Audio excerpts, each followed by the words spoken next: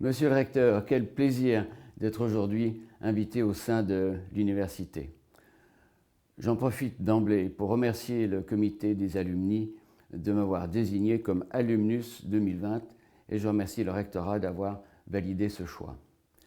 Vous savez, l'université, j'y ai laissé une partie de mon cœur parce que c'est là qu'on m'a inculqué la soif d'apprendre, d'évaluer avec rigueur et transparence et puis surtout de transmettre. On vit une drôle d'année 2020 et compliquée pour nous tous. À titre personnel, j'ai souffert d'un Covid extrêmement sévère qui m'a hospitalisé 6 semaines aux hôpitaux universitaires.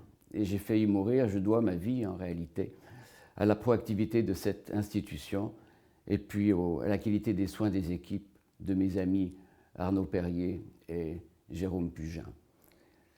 Le parcours de reconstruction a été compliqué et difficile, un voyage initiatique qui m'a renforcé dans ma conviction qu'il ne faut pas se décourager. Et cette conviction m'a guidé en fait tout au long de ma vie.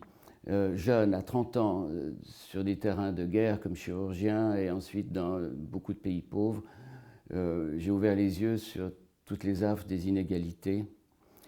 Et puis par persévérance, endurance et aussi guidé par la chance, j'ai réalisé qu'en soignant des malades, on pouvait peut-être contribuer un peu à la construction d'une société plus cohésive, une société avec un avenir pour tous.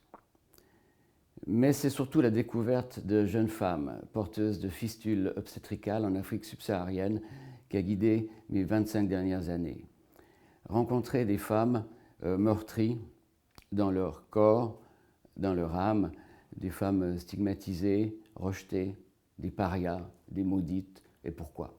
Pourquoi ? Parce qu'elles n'ont simplement pas pu avoir accès à une césarienne, par manque d'éducation, par manque d'argent, et puis par manque de structure sanitaire. Vous voyez quel grave indicateur de la défaillance d'un système de santé, d'un système social.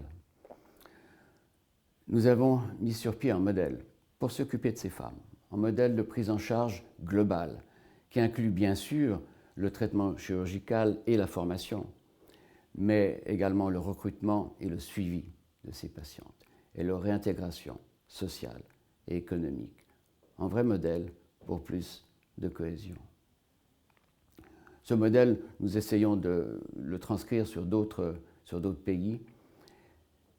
Et c'est cette vision un peu holistique de la médecine que j'aimerais transmettre à mes jeunes collègues.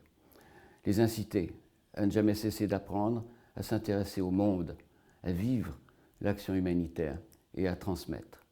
À vivre aussi le compagnonnage. C'est une magnifique forme d'apprentissage.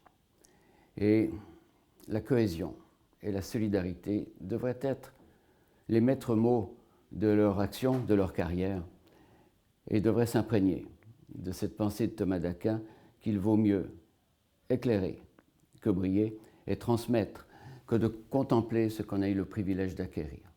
En dernier mot, nous avons au rez-de-chaussée de l'université du Nid du Four une exposition qui s'appelle Destin de femmes et qui raconte la vie de ces femmes et de ceux qui essayent d'œuvrer pour leur redonner dignité et espoir.